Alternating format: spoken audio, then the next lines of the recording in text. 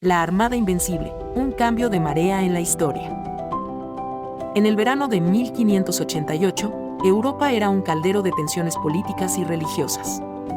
Desde una España católica liderada por el rey Felipe II hasta una Inglaterra protestante encabezada por la reina Isabel I, el continente se encontraba dividido por creencias que definían naciones y determinaban sus destinos.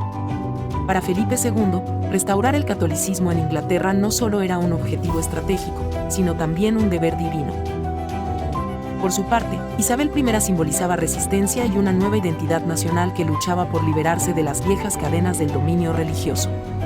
Felipe, convencido de que estaba actuando en nombre de Dios, preparó lo que sería una de las empresas militares más ambiciosas de la historia, la Armada Invencible, un titánico esfuerzo por invadir Inglaterra y ponerle fin al régimen protestante. Pero esta no era solo una historia de líderes o ideologías. Era también la historia del inicio de un cambio monumental en el equilibrio de poder en Europa. Desde el Nuevo Mundo hasta el Mediterráneo, España era en el siglo XVI el imperio más poderoso del mundo. Su riqueza, alimentada por los metales preciosos de América, le permitió construir la flota más impresionante que Europa había visto. Felipe II buscaba usar esta potencia naval para reafirmar el dominio español, eliminar amenazas protestantes y castigar a Inglaterra por su respaldo a actos de piratería, como los perpetrados por Sir Francis Drake. La Armada Invencible, con sus 130 barcos y miles de hombres, era una declaración de fuerza y propósito. Diseñada para encontrarse con las tropas españolas en Flandes, la estrategia integraba una invasión terrestre que parecía imposible de detener. Sin embargo, llevar semejante operación a cabo requería más que barcos y soldados. Requería precisión, suerte y un poco de favor divino. Por otro lado, la Inglaterra de Isabel I estaba en desventaja en cuanto a recursos, pero no en cuanto a ingenio. Con un espíritu indomable y discursos que llamaban a la unidad nacional, Isabel inspiró a sus fuerzas para enfrentar lo que parecía una amenaza insuperable. La estrategia inglesa se centró en la velocidad y la maniobrabilidad. Bajo el liderazgo de figuras legendarias como Sir Francis Drake y Charles Howard, la flota inglesa desarrolló barcos más pequeños y ágiles que podían superar a los grandes y pesados galeones españoles. Además, Inglaterra estaba dispuesta a usar tácticas poco convencionales, un factor que se convertiría en la clave de su victoria.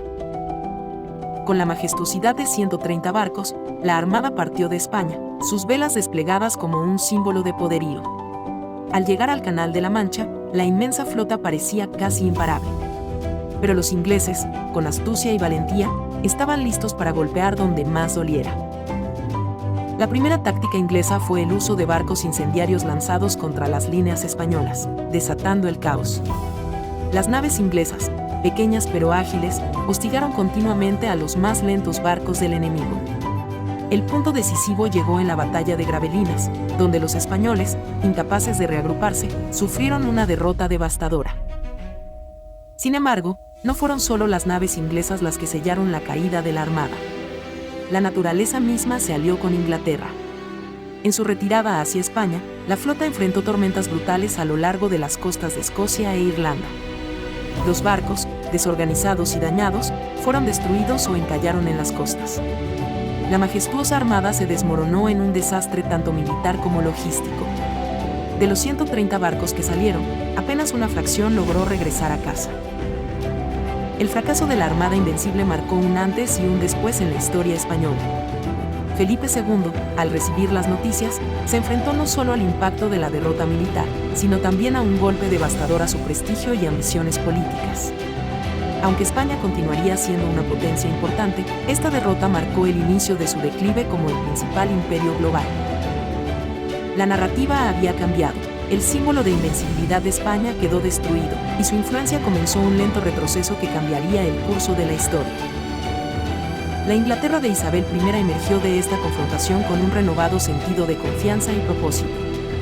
La victoria en lo que parecía una lucha imposible contra España impulsó a Inglaterra a construir una marina poderosa, la cual sería crucial en su expansión colonial durante los siglos siguientes. Esta victoria no solo defendió a Inglaterra de la invasión, sino que también estableció su dominio en los mares. Fue el comienzo de una etapa donde Inglaterra, gradualmente, tomaría el papel de España como la principal potencia naval del mundo. El fracaso de la Armada Invencible no solo afectó a España e Inglaterra, sino que también tuvo un impacto más amplio en Europa. La lucha entre el catolicismo y el protestantismo continuó, pero la derrota de España demostró que incluso un gigante podía caer. En adelante, el poder sería disputado por naciones más pequeñas y por alianzas más complejas. Fue un momento que marcó el inicio de una Europa más equilibrada, con Inglaterra ascendiendo como un jugador clave. La historia de la Armada Invencible no es simplemente una narración de batallas y estrategias. Es la historia del destino, donde el poder humano, la fe y la naturaleza se entrelazan de manera impredecible. Ese verano de 1588 quedará para siempre grabado como el momento en el que los vientos cambiaron, tanto literal como metafóricamente, a favor de Inglaterra. Desde el fracaso de unos hasta el ascenso de otros, este evento representa el inicio de una era en la que Inglaterra dominaría los mares y, eventualmente, el mundo.